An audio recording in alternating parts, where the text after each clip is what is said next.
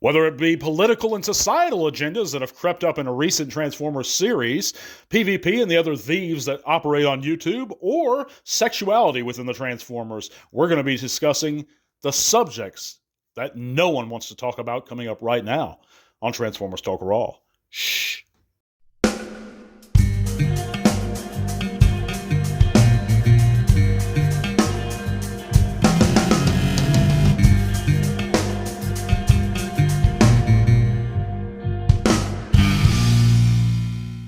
Thank you, one and all trans fans from around the world. Thank you for coming in and listening to another Transformers Talk Raw podcast here on YouTube or Spotify.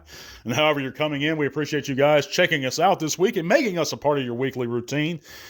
This one's going to be a controversial one, guys. It's nothing I haven't talked in detail individually before.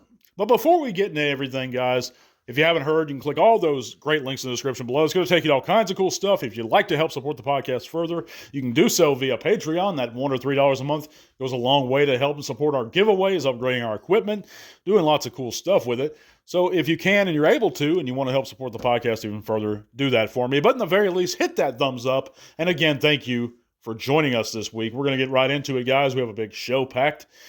This is the subjects no one wants to discuss. And guys, I have talked at length about each of these things, and it's not like, and I found that folks are kind of uncomfortable talking about some of this stuff. We're going to start from the least controversial to the greatest controversial stuff. The thieves that operate on YouTube, I think at this point it's pretty much undeniable what PvP and his lesser kin have been doing for years. They weren't the first to do it, but he in specific is the largest currently, and he's probably the largest to ever have done it. And he built his entire channel off of doing it. And I don't think that's even controversial anymore very much. It was when I first started talking out about this stuff. But of course, he's getting a lot slicker with it nowadays, guys. And you can't just go pointing the finger and saying that everything he reviews nowadays is stolen property. It's not. He's actually starting to have the packages for some of them. I've noticed this. So he's being real slick. He thinks he's outsmarting everyone, but he's built his entire channel off of reviewing the stolen merchandise. And I'm on to him very, very much. And one of the reasons we know whether something's stolen or not stolen is he just doesn't have the package for it when it is stolen. He won't show it. He'll skip right to it. He won't show the instructions because he never had the packaging or the instructions. The stuff is produced in Vietnam, taken from the Vietnamese factories, as you may or may not know, and resold to him at a steep rate so he can review it early, a lot of the times. Now, the packaging is printed in Canada, so if a figure is a stolen copy from the factories, he'll never see the packaging. So that's one way we can know that what he does is on an individual basis, whether or not it's stolen.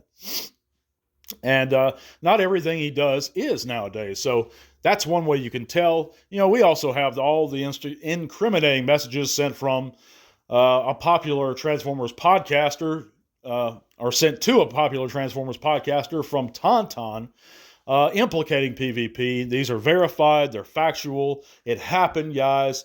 I can refer you to earlier segments. I just don't really care for the other. It's basically my competitor who's a proven scalper at this point, so I don't really want to help promote his podcast.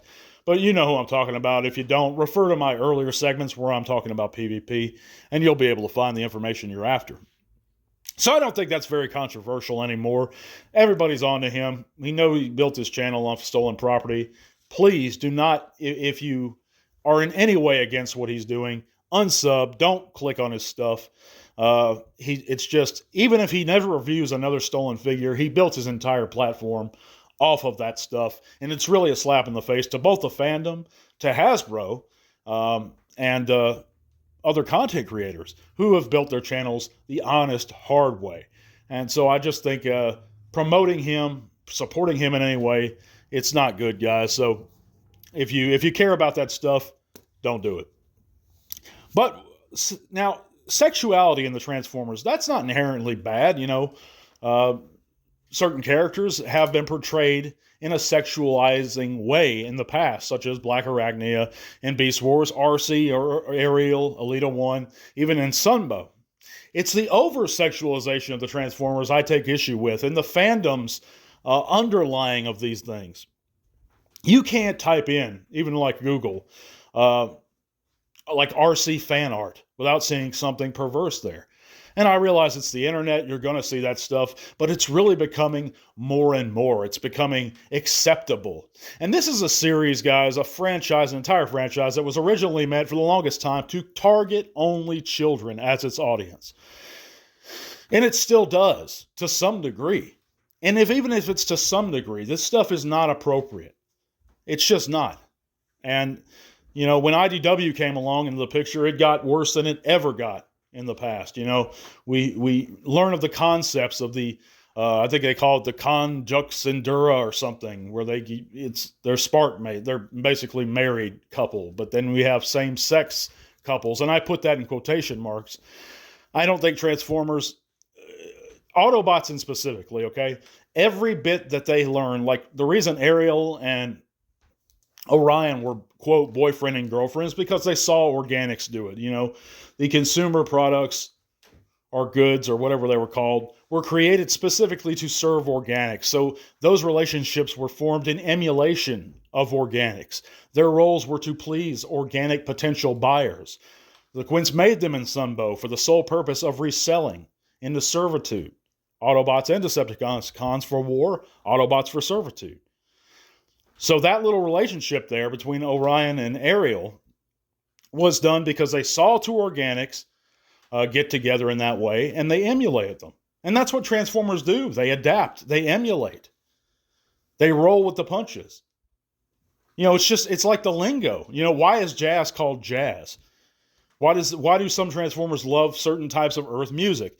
They see it, they want to take it in, they want to incorporate it into themselves. And it was very much this way in Sunbow. But when I say over-sexualization, I mean, if you look up just like on Twitter, I just did a quick little Twitter search, G1RC, and you can't find, you know, the first thing that pops up is over-sexualization, putting like RC in seductive poses.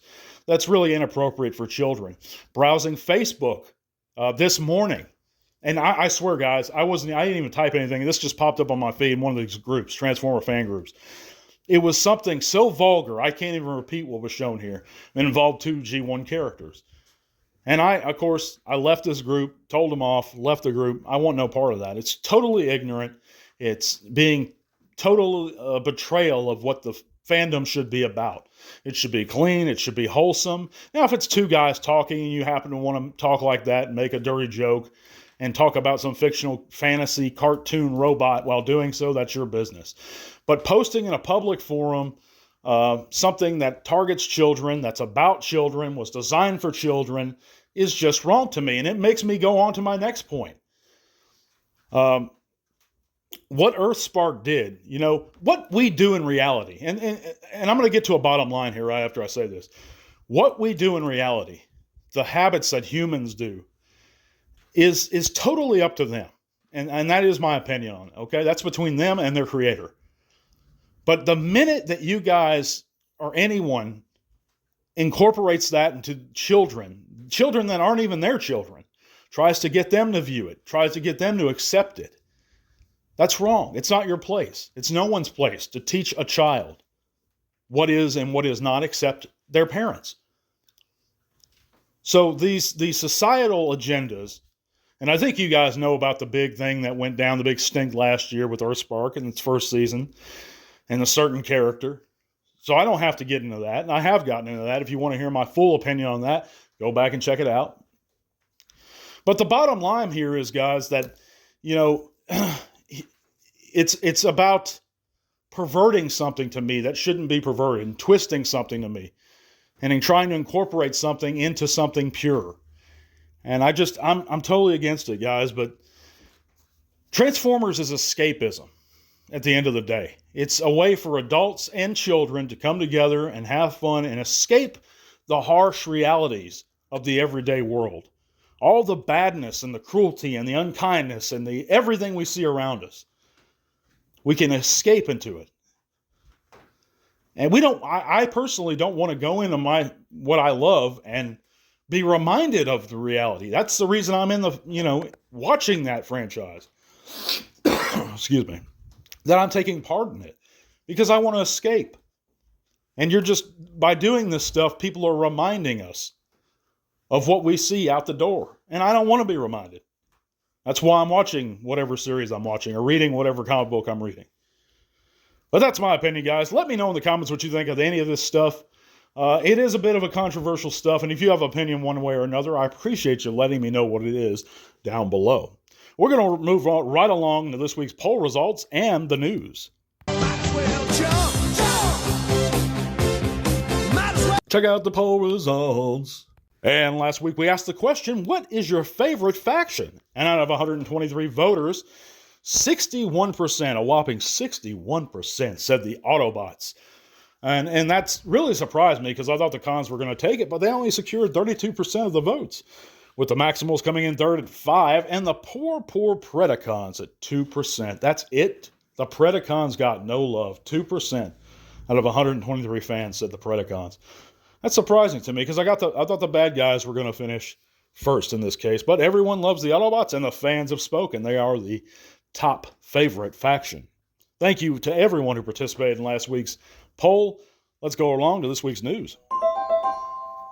And of course, we know that Takara revealed their Wild King line, and these figures combine with the opposing leaders into some kind of unnatural looking way. We have Optimus Prime, Classic Prime look, and Megatron, who actually does have a great looking head sculpt here. But we also have Beast Light, which is a version of, I think it was Beast Wars Neo Longrack, the giraffe guy, and he attaches himself to Optimus in some odd way. And Energy Beast, which is some blue elephant thing, I guess. I don't know. It looks neat, but it doesn't seem like it's going to be for me. I think it is a Takara thing, so I don't know if you guys... Longrack was a cool Beast Wars toy. I know that. And he looks good. So if you're into these figures, you can probably pre-order them quite shortly. We also have Studio Series Wave 28 Voyagers that have been found at U.S. retail, and that includes the War for Cybertron, Ironhide, and the Transformers 1 Sentinel Prime. And I know a lot of folks were looking forward to having that Sentinel Prime in hand, and they both look good for what they're supposed to represent. So I don't blame you guys for getting excited for those. We also know that the Studio Series Deluxe Devastation Optimus has been found in Florida at U.S. retail, and the Age of the Primes Deluxe Wave 1 Aerial Bots have also been found at U.S. retail, and that includes Slingshot, and I believe it's Air Raid this time. Or, no, Skydive. I always get those two confused. It's the black one, Black F-15. But anyway, those are at U.S. retail now, and hopefully they pop up near your location real soon. I know I'm excited for a couple of those guys, although I think I'm going to pass on the Superion. I do want to pick up a Slingshot. One, just because I own the original Slingshot when I was little. He's kind of special to me, and the G2 Slingshot.